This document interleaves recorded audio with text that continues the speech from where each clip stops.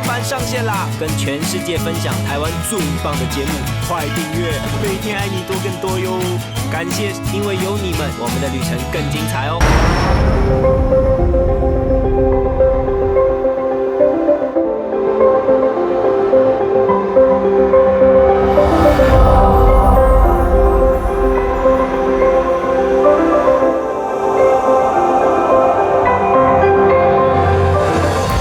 从我们这个地方下去，万丈深渊，风化了哦，有没有？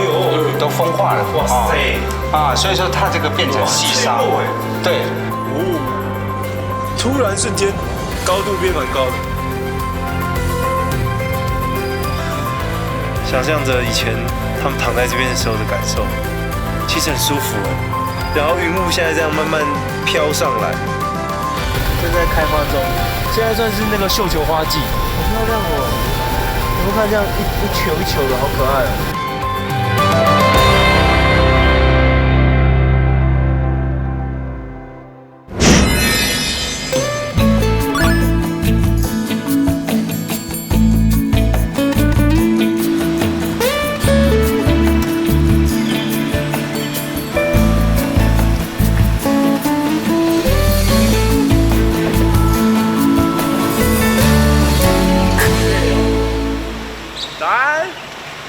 现在早上4点59分，好安静的内湖。竟然在内湖听得到鸟叫声呢。今天为什么那么早呢？因为我们要，这次我们要去找这个失落的绵月线。最近在网络上爆红，然后我自己也很想去看看这个失落的绵月线，因为毕竟，地震跟大雨坍方之后。就绵月线那边其实就已经算中断了，所以小火车也是进不去。然后它应该中断了很长一段时间啦，就是你要进去就是要徒步，然后也比较难抵达，让我很向往。要说到全台最美的铁道，相信很多人都会投阿里山上的森林铁路一票。不过你可知道，其中的绵月线更是美中之最。虽然因为天灾因素而中断行驶，却让大家能用徒步的方式更加与它亲近。想知道绵月线究竟有何魅力，能让世界旅人为之疯狂吗？今天就和我们来一趟前进全台最美铁道，寻找失落的绵月线之旅。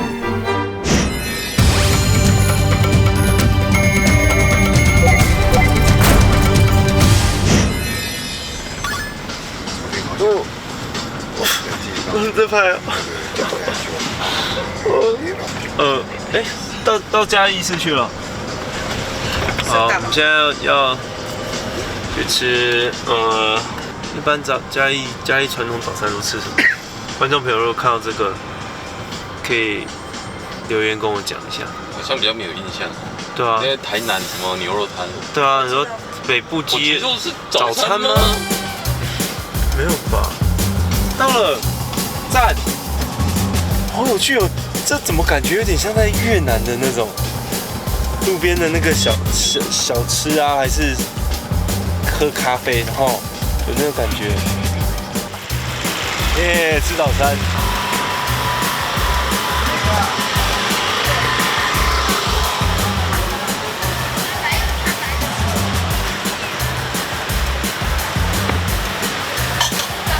在哪？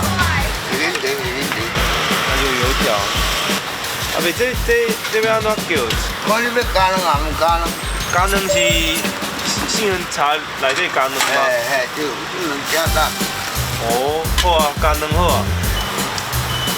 加蛋黄而已，是不是？对。那一样。我看过人安尼食呢。谢谢。我把这有进来，我要收啊。要收啊？几点就要收啊？卖完就没了。位于嘉义南门圆环的炭烧杏仁茶，相信很多人并不陌生。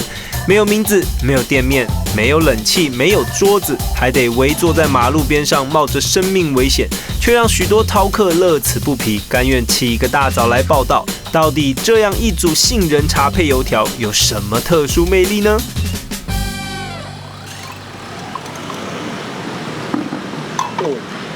赞！哇，真好啉呢！很香哎，好浓哦。而且讲袂甜，你安尼卖几年啊？你开始大概今嘛8条万，两单。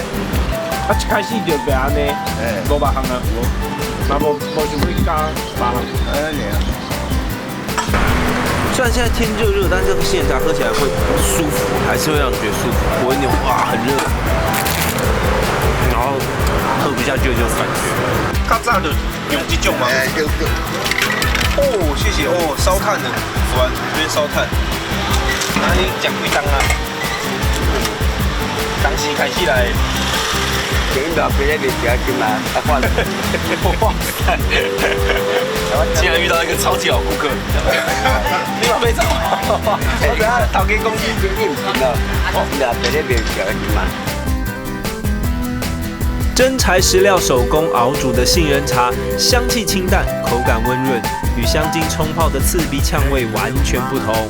搭配爽脆微咸的油条一同入口，让人瞬间从睡梦中清醒。果然是独家限定的美味早餐。不过，世界第一等小组可是首次开发嘉义最具特色的在地早餐，不续拖怎么说得过去嘞？我觉得最有趣是，你可以看它的外观。你知道说，这新的店呢、它只是老店，但它把它翻新、翻修，然后重新装潢，这样变得很有一个早餐店那种很清爽的感觉，就不是那种最传统老旧的那种感觉。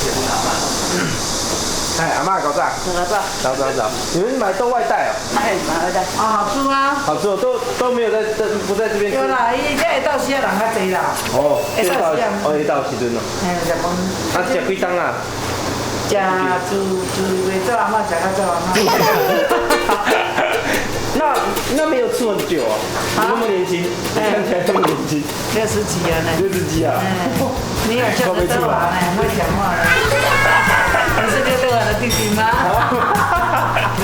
爱说笑。阿嬷好风趣。良木园，谢谢。良园不是甜的吗？你们是那个良园，就是夜市的那个？不是，它是肉圆，然后我们是专门吃凉的。好不好玩哦？对，可以吃凉的。好哦。跟我想的不一样。那我很好奇，霸王都可以吃凉，没有吃过冷的霸王。嘉义都是凉的。对，反正是比较炎热的。哦。请问它这个要怎么吃啊？加白酱。这个加哪一个加白酱？白酱跟酱油、蒜头。哦，这蒜头，这酱油。哎，对。这酱油？对呀，特调的酱油。特调酱油，所以这个是加在这边。对。那这个是只有加芝麻酱？多麻酱，就是这3种料再加麻酱。不简单，嘉义人的早餐真是不简单。在我们看来，创新到不行的吃法，却是当地人行之有年的老习惯。至于口味如何，不用担心，大胆尝试就对啦。虽然老板他们很忙，但经过刚才锲而不舍的追问下，大家来以正视听一下。像这个，就是我们每次讲来到这个嘉义吃凉面，他们一定会加的，它不能叫美乃滋。哦，以后不要叫它美乃滋，它其实加的是类似沙拉酱，它这个叫白雪牌沙拉酱。哦，买回来以后他们还自己会再另外特调，所以他们会叫白醋。它吃起来的确会有那个醋味，你光闻就会闻得到，就那个醋的味道。然后这个就加完白醋以后，基本上这个皮蛋豆腐跟霸王等一下会加一样的酱，这样看起来超像甜点哦，很像那个焦糖布丁。又赔啊！这路边，这人家养殖池子。对啊，都是泰国。啊，你刚刚淘汰黑啊？我在钓，我这会当钓的啊。这可以当钓。对啊。我没有算时间，没有算人潮，钓不用我。英文版上线啦，跟全世界分享台湾最棒的节目，快订阅，每天爱你多更多哟！感谢，因为有你们，我们的旅程更精彩哦。很像那个焦糖布丁。这边帮我画单。意外的搭哎！我人生30几年来第一次这样吃皮蛋豆腐，一般就是酱油膏，好吃霸王，酱油膏加一半，白醋，然后蒜泥，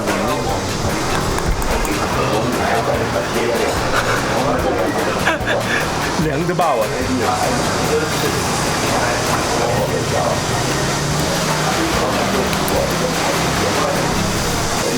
皮很 Q，加霸丸本身就很好吃，然后肉味很香，然后笋子你都吃得到，口感非常扎实啊，饱满扎实。但重点是，它跟这个酱很搭哎。带着微酸、微甜、微咸又辛香的混搭3味酱，搭配冰凉的肉圆或是皮蛋豆腐一起入口，一吃进嘴里就让人食欲大开啊！这样的独家滋味真的会让人一吃就上瘾。而这多加一味芝麻酱的凉面，又会是怎么样的味蕾刺激呢？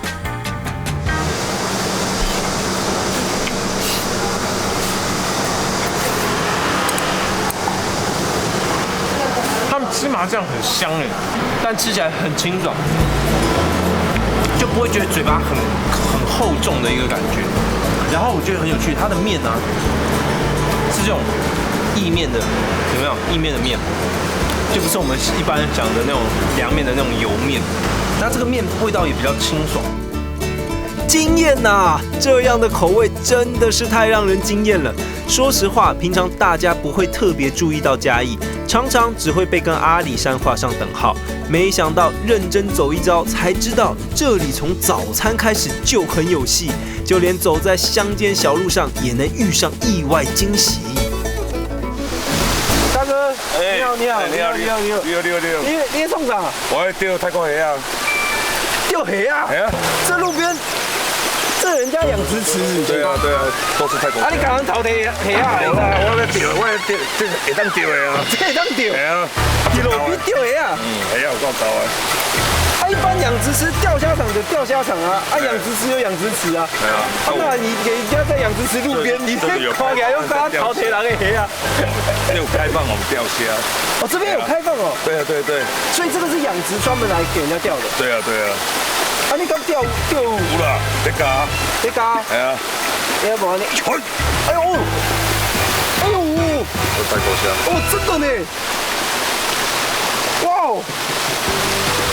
不要钓！啊，真的钓得到哎！对啊。所以它开放是整个随便你这边都可以钓。对。啊，这样子你怎么你钓了人就跑了啊？没有。钓了到里面柜台去做结账。啊，但是这边都没有人在管啦。有啊，那个老板在里面。老板在里面盯着你是不是？哎。感谢咱们小老板熊哥的热情示范。没错，如果来到嘉义，看到这副马路旁钓虾的景象，千万不要急着报警处理，因为这绝对是合情合理、公正公开的钓虾场。只是话说回来，嘉义人会不会太霸气了点？钓虾场不但占地广阔，周遭的景色更是美不胜收啊！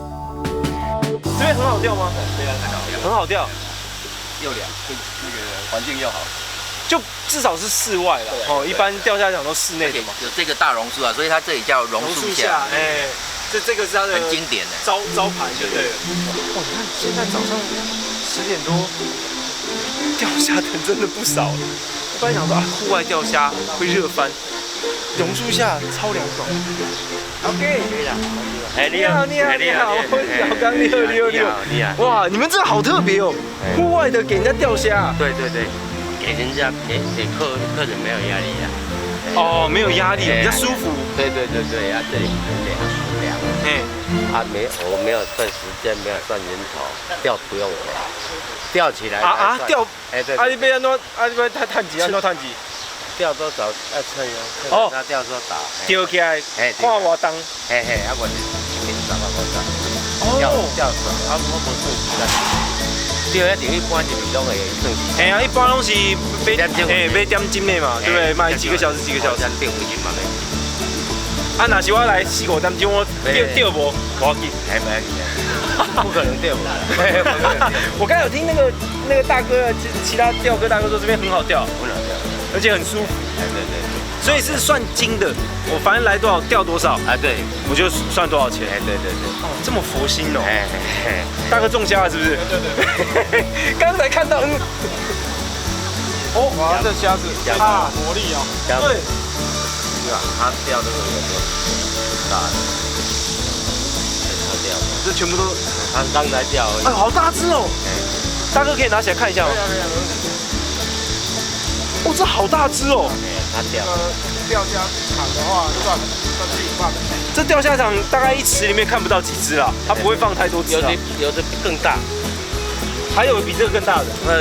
像粗的嘞。真的假的啦？你大哥你有看过哦？哇，手臂粗的827啊，8两，有一个客人钓一条，真的很有力，啪啪啪的。你看它这个头有多大？一般钓虾场这么大，没有。对，真的没看过，我在钓虾场没看过这么大的。钓虾场放这个不划算。哎，对。老板你也太佛心了吧！竟然免费提供这么好的场地钓虾，先不要说这虾钓不钓得到，光是坐在这路边一棵榕树下，乘凉泡茶，欣赏田园风光、稻浪起伏的景致，就已经可以收门票了吧？就这些虾全部里面吃虾都是你们自己从小对开始养大，然后就放过来，虾苗就开始养。啊，会不会有人一直钓到后面，他说他不要钓，就钓太多了。钓到后面他都要去领钱了。啊，去领钱，钓太多就对。太多了，对。你看过人家来这边钓最多可以钓到12斤，哇塞，5个小时12斤。天哪，钓12斤，5个小时钓12斤，所以又跑到外面去，先去领钱。先去领钱。 5个小时12斤其实真的很多，他等于是过一下就中，过一下就掉。对，所以他不可能5个小时都不休息啊！你去掉休息时间，上厕所什么的，吃个东西，你剩下时间等于都一直在种虾。其实这样钓真的很舒服，就是风这样吹，这个大榕树太厉害了，真是招牌，金字招牌大榕树。你再往下沉。 因为风这样吹，跟你在室内那种感受完全不一样。室内怎么样都还是会觉得有点啊！哇！哎，好快哦！是不是？我刚才那个感觉，它已经开始往下沉，一下。你知道为什么我会这个吗？网络上看影片学的，我也不知道到底怎么弄的。来，让我总是要成长。中了。 哦，还有哦，好大哦！加工，哦，还有卵呢。对，起来就是活跳跳的，小心不要让它夹到那个螯会夹的。哦，刚才飘掉，真的蛮痛的。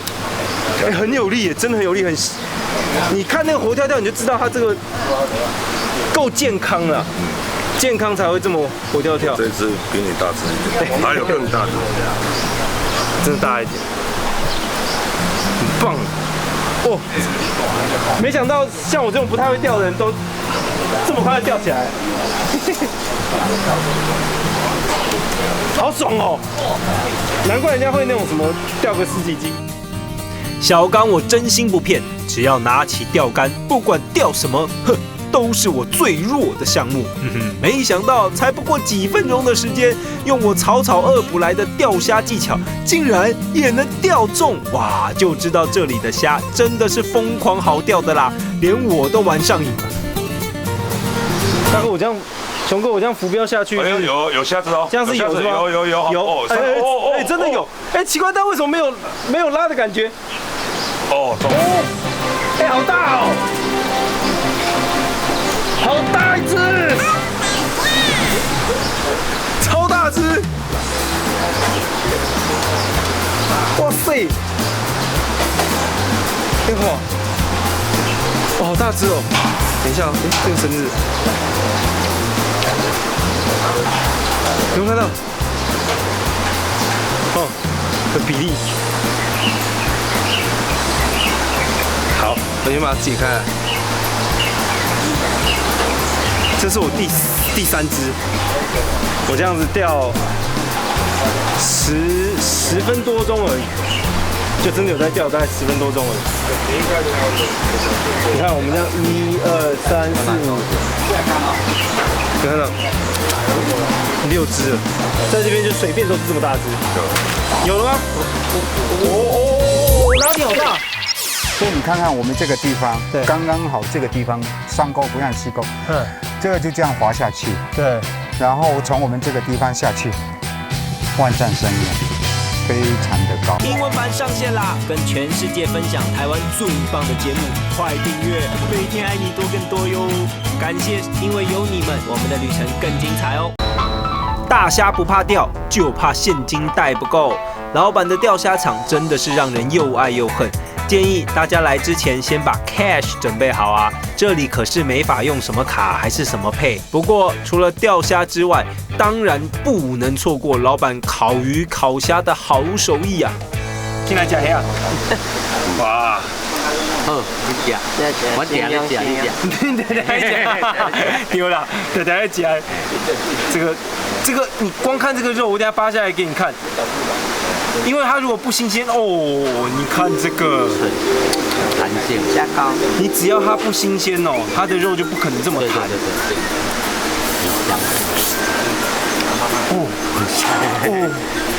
哦，就这味哦，甘甜啊甘甜哦。把这帮人较讲休闲哦，对啦，休闲钓虾，啊，假日的时候也会要来。对对对，啊，就来咱来泡茶，我嘛讲无要紧，你早点来泡茶，泡茶早来泡茶。真的假的？你来人家钓虾场泡茶？我讲会使，我无要紧啊，你干嘛休闲啊都泡这个，啊来就一整下午啦。这等于交朋友的感觉。对啦。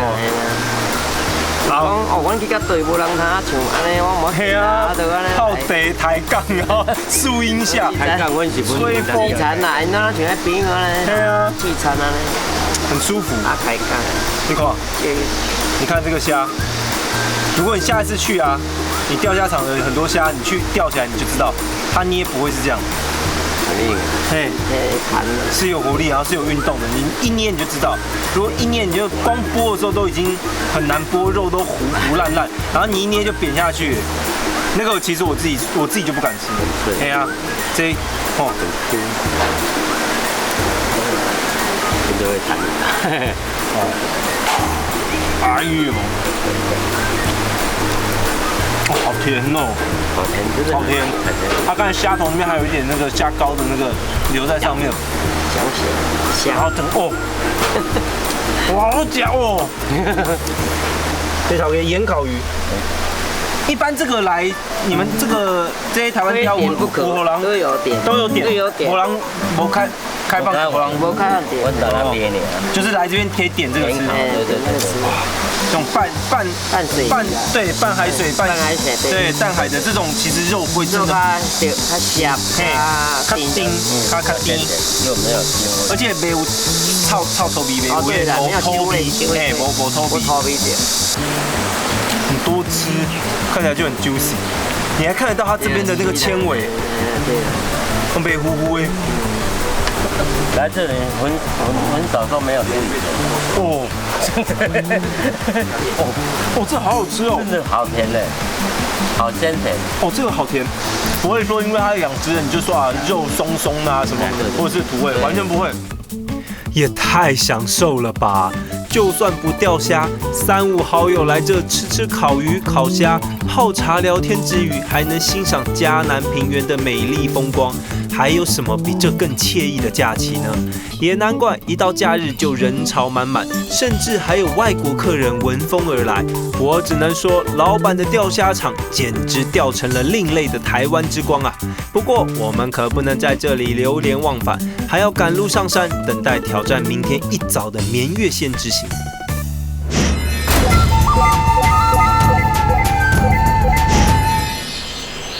在整个阿里山区啊，就是最为人津津乐道，也最知名的，就是你眼前这些美丽高耸的树木。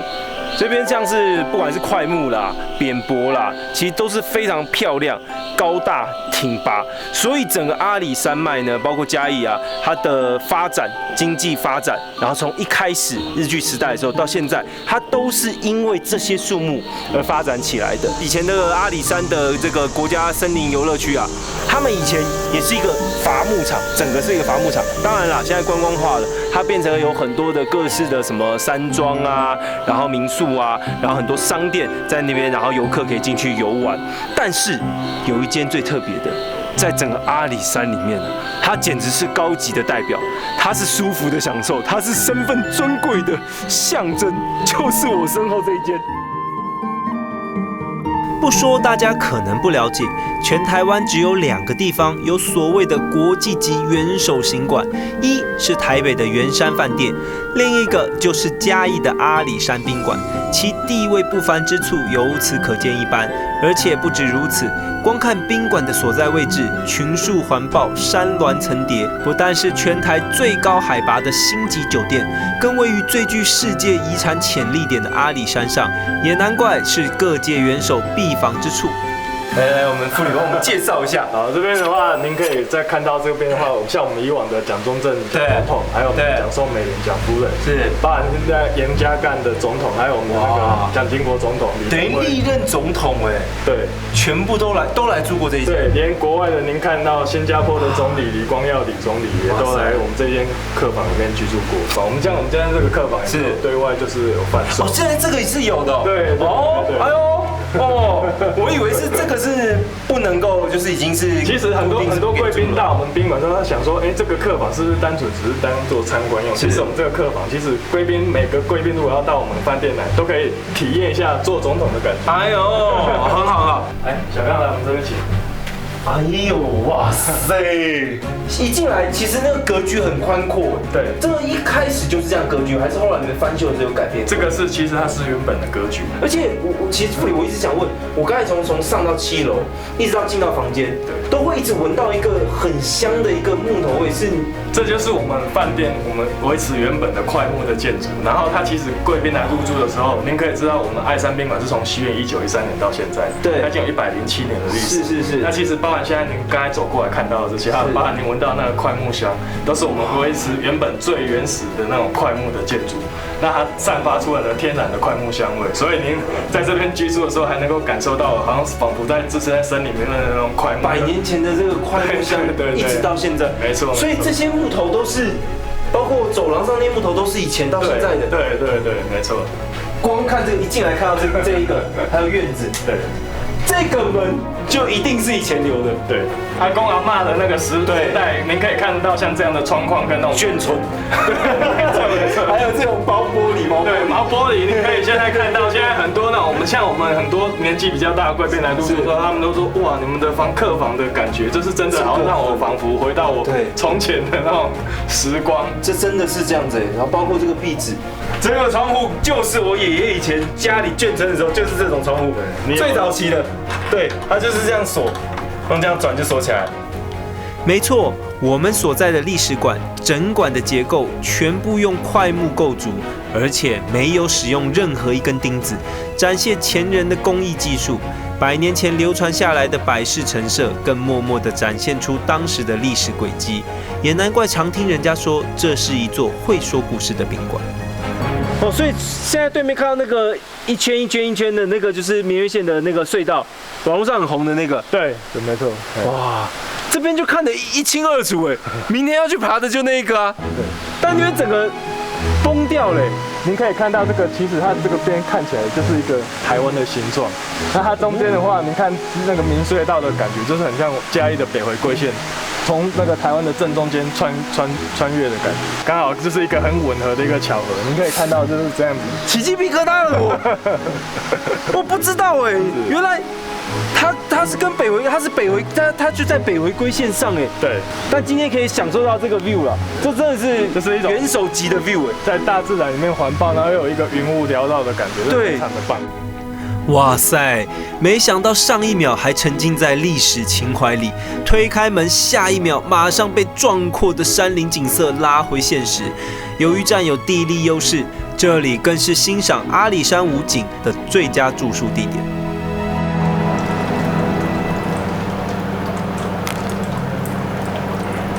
哇！可以坐在这种历史建筑物里面，然后感受这个氛围。其实真的非常的舒服，就我相信很多人来住过阿里山宾馆，我是不知道你们住的心情啊，但我觉得看完节目以后，真的有机会再来，来探索这边的故事，每一块木头，每一个造景，其实都有它的故事在背后，而且是很深的故事。就是不要只是来这边住一下，然后休息1个晚上你就走了，这样其实我觉得会很可惜。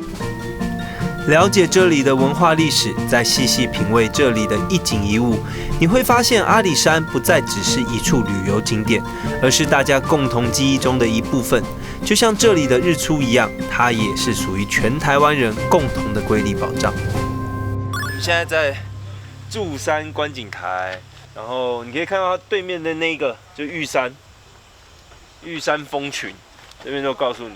然后今天刚才那个旁边的那个大哥跟我们讲，会从那个位置，现在看得到月亮跟星星哦，很清楚。从那个地方，现在最亮那个地方，从那边升起来。来到阿里山一定要看日出啊！我也很想看云海。日出就没有云海是不是？云海没有，今天没有。今天没有云海。有云海就在下面。就如果有的话，就会这一片。对。什么情况下会容易有云海？9月、10月比较多。哦。天气比较冷一点，比较多。才会有云哦。对。好，但今天看着感觉，今天这个天空云不多。今天至少日出应该会蛮漂亮。百分百。日出100%。从在这个星星这一颗望香山还有东晋大山的三角点出来。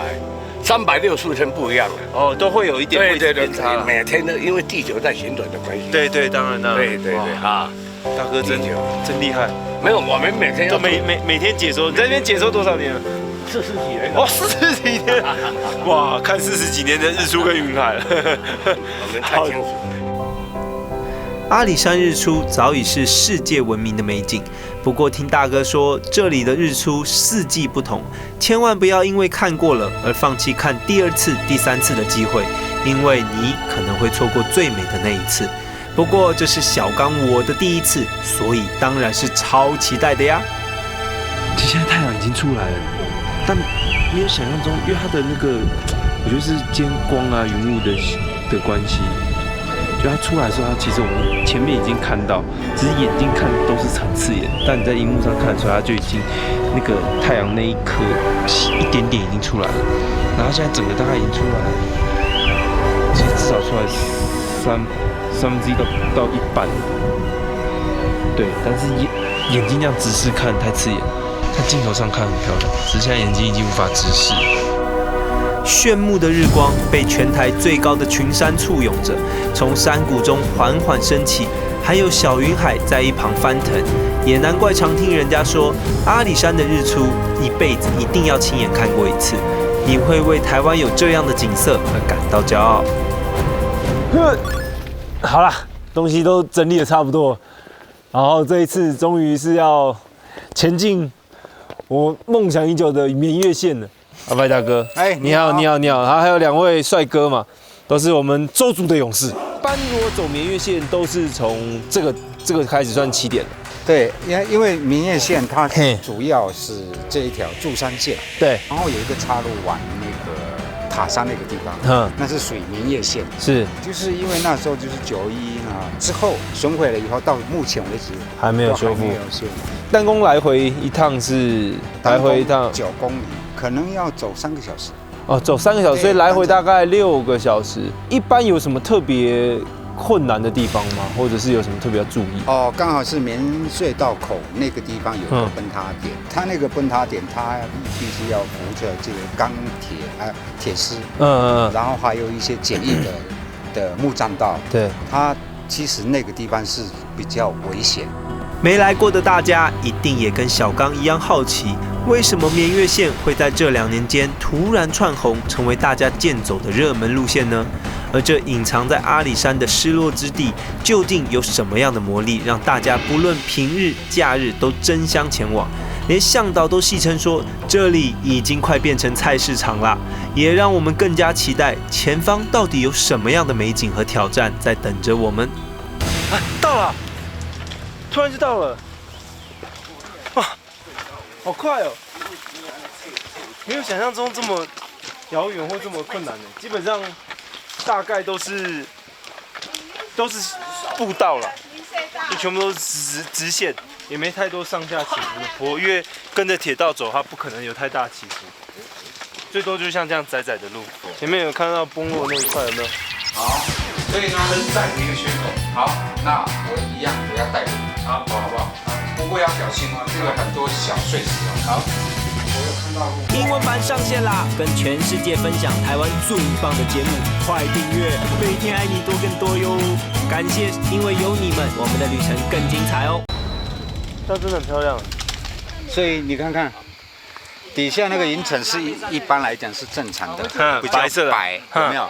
然后上面有没有像水平？哦，我知道有一层黑黑的。如果说盖板子，我们的水平面的概念就是这样的，那是爬过去。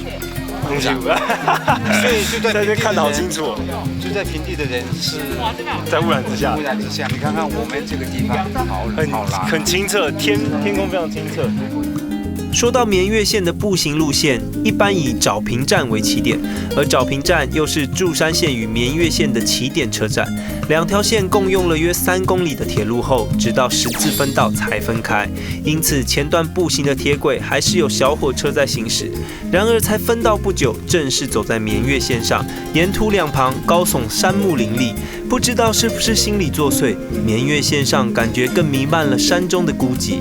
直到大家聚集在崩塌的明隧道前，才又热闹了起来。有这个崩塌的地方，好，要小心哈。好，那必须要扶着这个栏杆。好，要变成一个简易的步道，上面崩塌的，就从这边整个这样崩下来，把这一段全部砸烂。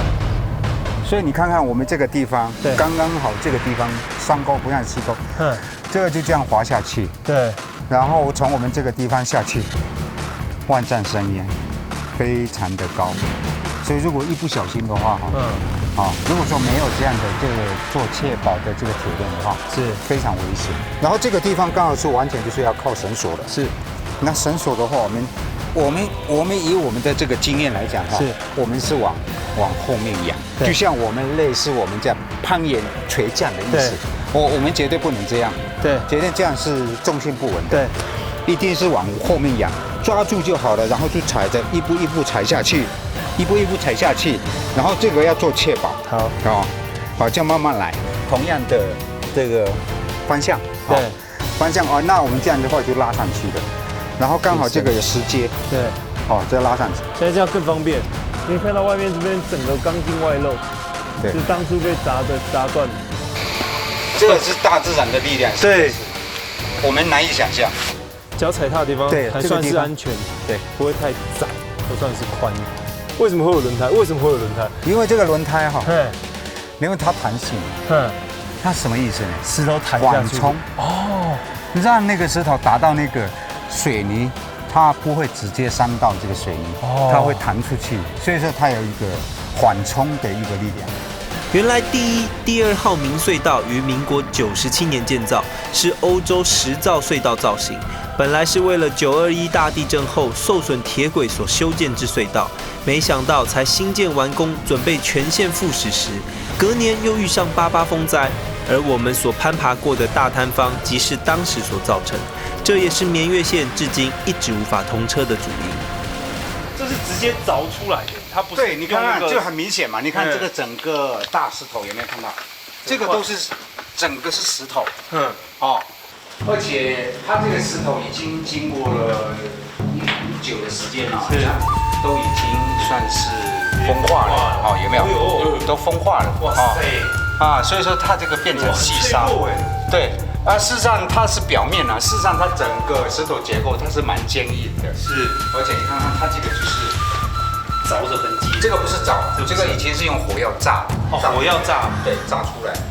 这个是用炸，这种是用炸的。然后这个就很明显，来，这个就是用凿的，有没有？有没有？那管子，对。好，你们发觉到整个都回音了，对。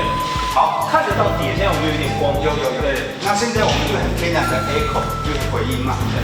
OK， 那所以说这个地方的部分刚好是分塌的一个地方刚好是用这个水泥把巩固住就对了。对，巩固住，后用水泥，所以它的声音没办法穿透，所以它就会回缩。好，所以呢，很窄的一个缺口。好，那我一样，我要带路。好不好？不过要小心哦，这个很多小碎石哦。好，我有看到路，然后看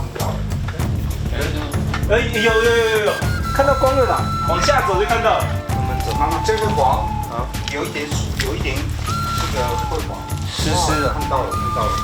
这边好凉哦，好舒服哦。小心啊！哦，这样好漂亮哦。对。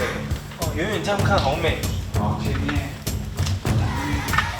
好，你们看到了。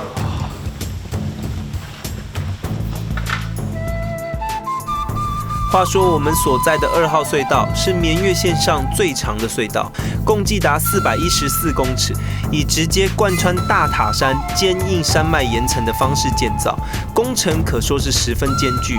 摸黑行走隧道内，来到约中段，会忽然被前方崩塌的土石挡住去路，幸好还有可容身通过的缝隙，否则接下来绵月线真正的美景之处就会被深埋山中。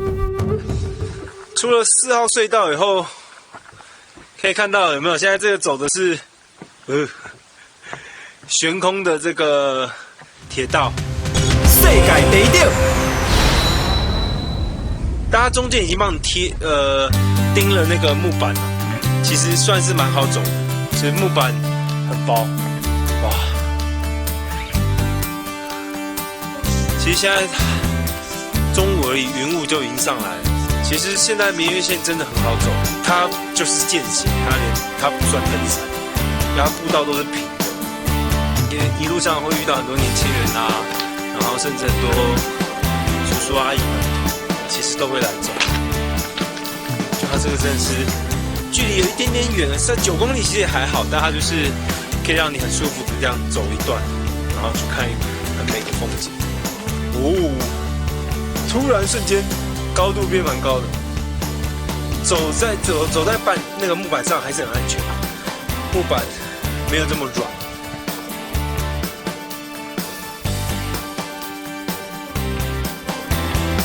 在宛如深山秘境的木造暗式车站塔山车站稍事休息之后，再往下走就会进入一连串山洞与铁桥的路段。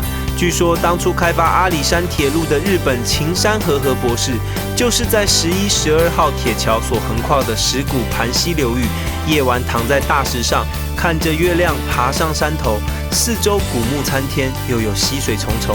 为了纪念绵于山林月下的感动，才有绵月一词而来。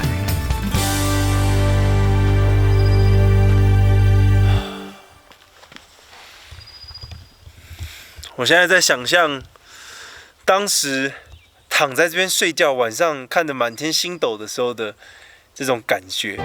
当然，因为现在不太可能晚上睡在这边，但躺在绵月线上哦，想象着以前他们躺在这边的时候的感受，其实很舒服哎。然后云雾现在这样慢慢飘上来，然后一阵上来的时候，就有一种凉凉的那种冰凉的感觉。该说是幸还是不幸呢？天灾虽然造成了铁道的毁坏崩塌，但如果没有因为这样而造成绵月线的停驶，我们怎么又有机会能躺在这里，一同感受前人绵于山林月下的感动？透过我们的画面呈现，再加上亲自走一遭，您绝对会100%认同，这条没有火车行驶的失落绵月线，肯定是全台最美的铁道。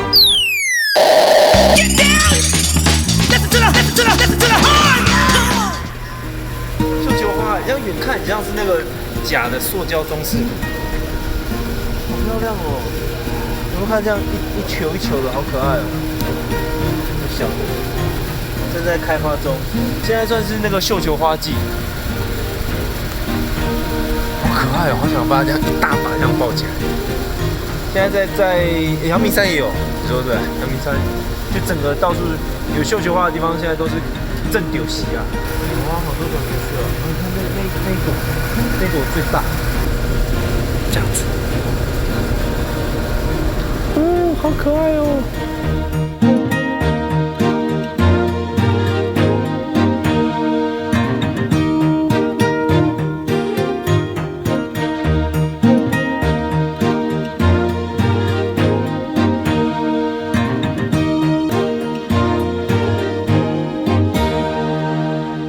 喜欢吗？